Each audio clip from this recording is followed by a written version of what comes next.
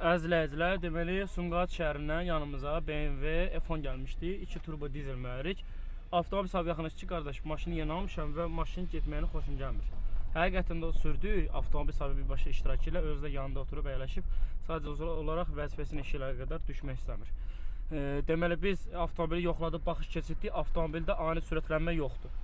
Yəni getmirdi. Diaqnostika elədik və DPF filtri ilə kəpənəyin aşıbqasını verirdi. Hava kollektorunu söktük. Hava kollektoru kəpənəyin motoru xarab idi və kəpənək qırıq idi.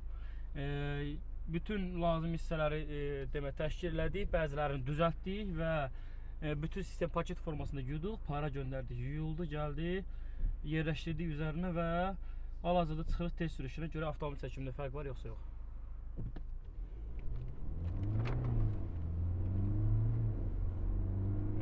Gördüyünüz kimi sürətlənmə var. Müştərimizə xeyirli uğurlu olsun. Avtoklinik Azərbaycan. Bağla.